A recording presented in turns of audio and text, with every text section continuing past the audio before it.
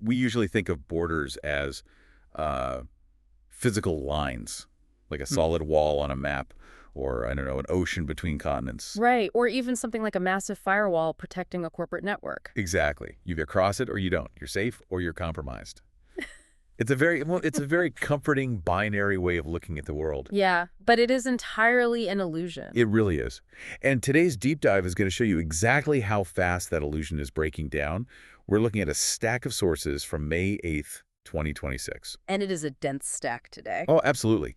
But you're going to want to hear this. Our mission today is to map out these massive collisions happening right now. We're talking physical world tensions, the explosive integration of AI, and how all of this is trickling down to, like, your neighborhood school district. We've got everything from a rare virus on a luxury cruise ship to AI taking coding jobs, a huge math breakthrough, and a pretty special birthday for nature documentarian.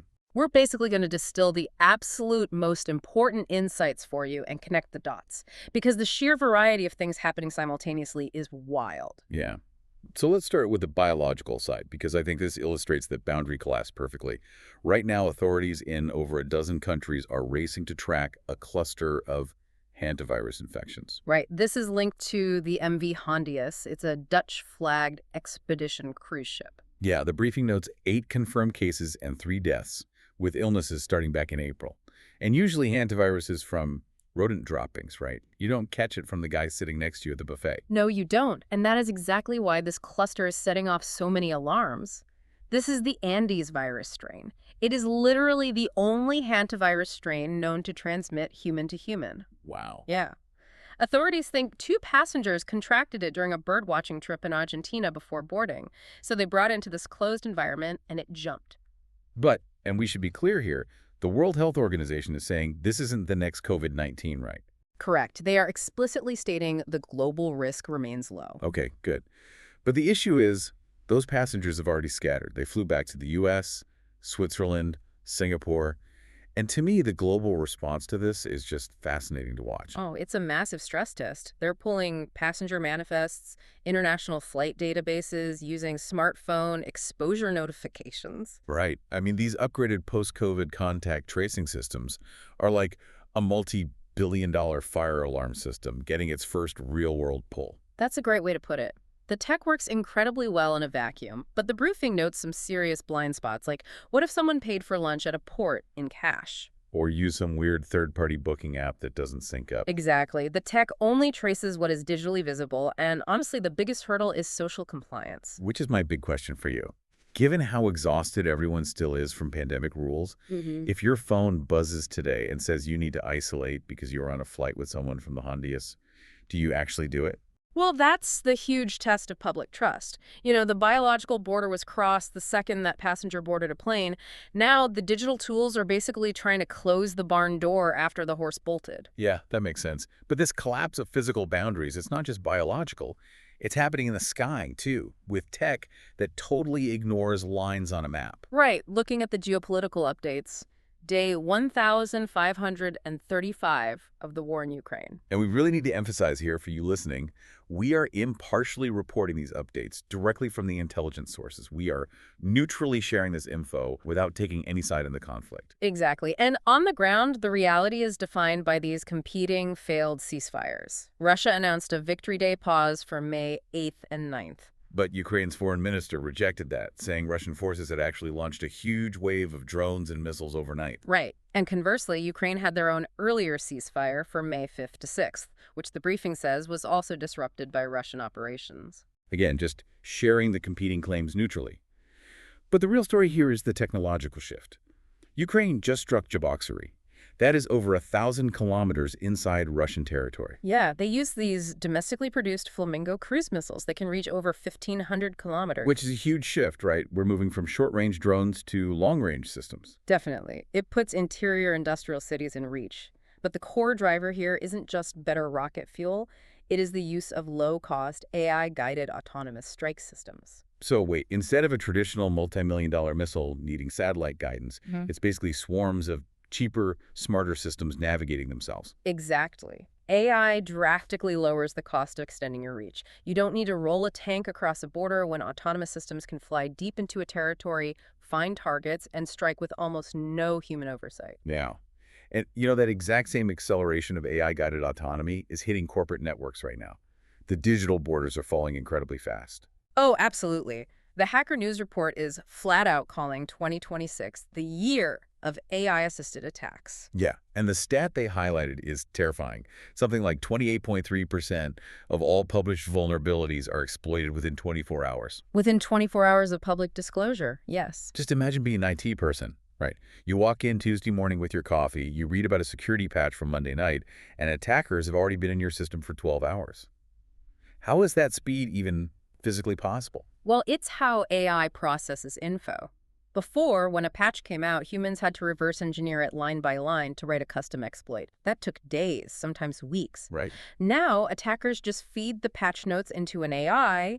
It translates the fix into an attack vector in minutes. The fix itself becomes the weapon. Okay, but let me push back on that for a second. If attackers are moving at light speed using AI to weaponize these vulnerabilities, aren't corporate defenders using the exact same AI tools? They are. So why does the report say this arms race is totally favoring the bad guys right now? It's the asymmetry of cybersecurity. Defenders have to use AI to test a patch against their entire network so it doesn't crash their systems, then deploy it perfectly across thousands of endpoints. Ah, so they have to lock every single window and door. Exactly. An attacker just uses AI to jiggle doorknobs at super speed until one opens. Look at the real-world exploits in the briefing, the Palo Alto Network's PAN-OS flaw. Right, that zero-day buffer overflow flaw. Okay. Can you actually explain how that works in plain English? Sure. Think of a computer's memory like a row of mailboxes. Each holds one letter. A buffer overflow is like shoving a 1,000-page phone book into one mailbox. It just spills over into the next ones? Right. It overwrites whatever was there. The attacker uses that spillover to put malicious code into the system's memory, giving them the master keys to the firewall. And the crazy part, it was potentially exploited starting April 9th, way before it was disclosed. So they are totally bypassing the perimeter. And then there's the Demon Tools attack, too. That's a supply chain attack. Yeah, where they Trojanized the official download site. Which is wild. Since April 8th, if you went to their totally legitimate website to download this disk imaging software, you were secretly getting a malicious backdoor. It's terrifying because you're basically inviting the software in. It's not breaking into a house. It's getting hired at the factory that makes the locks. Right. Attackers are poisoning the trusted channels way faster than defenders can verify them. And, this AI efficiency isn't just a tech problem. It's an economic reality. Snap, the parent company of Snapchat, just cut 1,000 jobs. 16% of their workforce. Yeah. And the CEO didn't use some vague corporate excuse.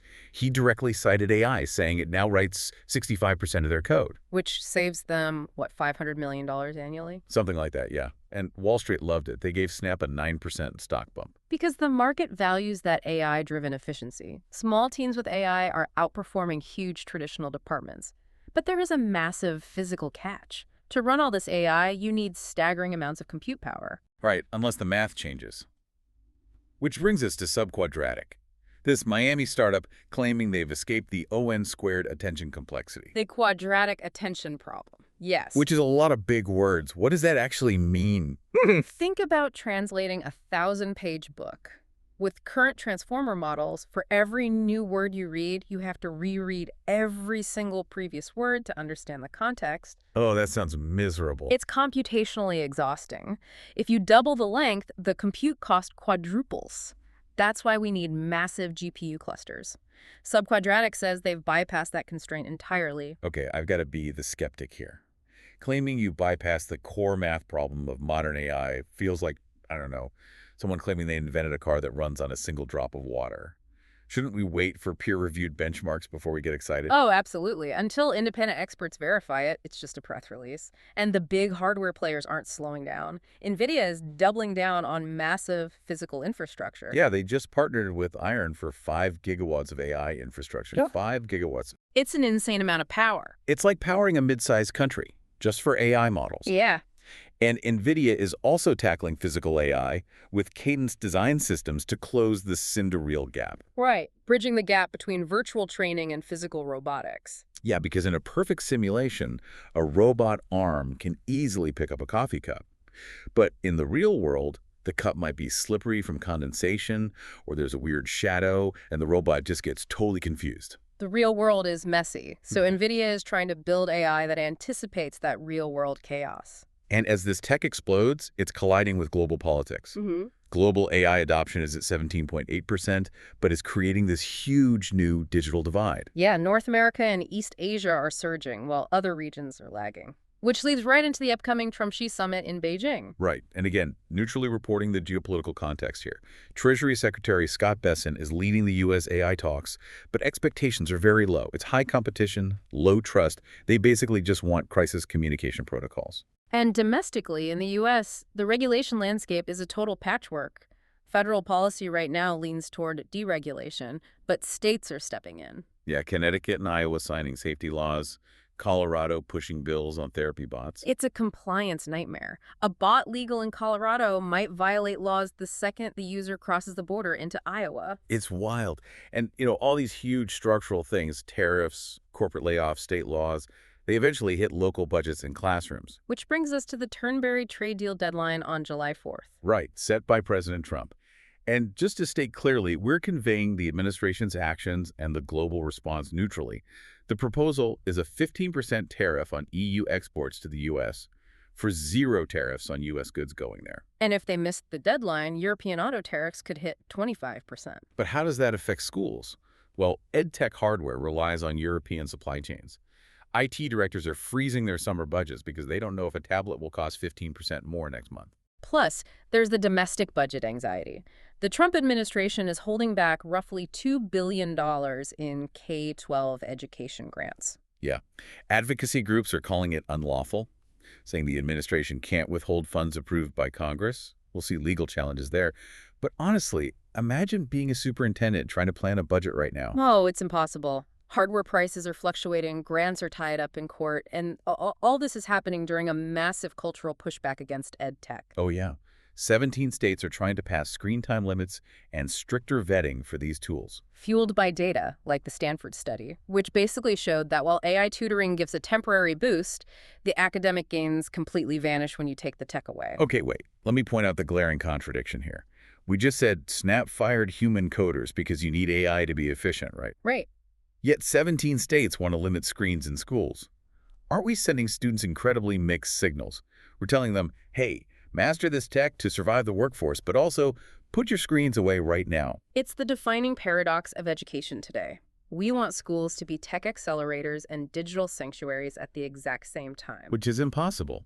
But the briefing did have one hopeful note, the MIT workshop in Boston. Superintendents and students are actually co-creating AI policy together. Yes, instead of just banning it, they're giving students agency. And an EdWeek survey found that when schools set clear rules, 80% of student AI use actually falls within the guidelines. People usually rise to the occasion if you give them clear rules. Well, moving on from the heavy structural stuff, let's take a quick look at what's actually trending culturally today. The hantavirus story is definitely driving global anxiety online. The algorithms are pushing it hard. Because fear gets clicks, right? Meanwhile, NBA Twitter is having a field day with this fiery argument between Draymond Green and Charles Barkley. Classic low-stakes internet fun. We also saw a lot of online engagement around the National Day of Prayer. Yeah, and again, objectively reporting on this, it sparked a huge civic discussion about faith and public life across social platforms. Very spirited debate.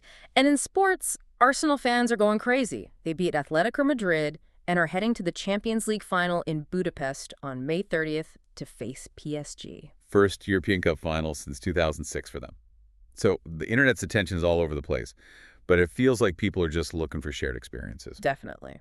Which leads us to maybe the best shared experience today. Sir David Attenborough's 100th birthday. Oh, what a milestone. Yeah. The BBC is doing a huge live production at the Royal Albert Hall. Google made an interactive Easter egg. The Duke of Sussex called him a secular saint. And the scientists in London named a new species of tiny parasitic wasp from Chile after him, Adambercunculus tau. I love that so much. It's so perfectly specific. And, it actually brings me to a final thought I want to leave you with. Okay. We started this deep dive talking about everything moving at light speed. AI weaponizing code in minutes, autonomous missiles flying thousands of kilometers, 5-gigawatt virtual infrastructures being built. It's nonstop acceleration. Right. But David Attenborough spent an entire century doing nothing but patiently observing the slow physical world.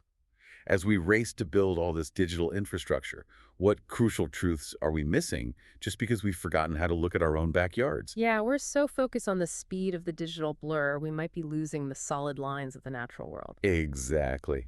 Well, that's a good place to leave it. Thank you so much for joining us for this deep dive. Keep exploring these sources on your own, and we will catch you next time.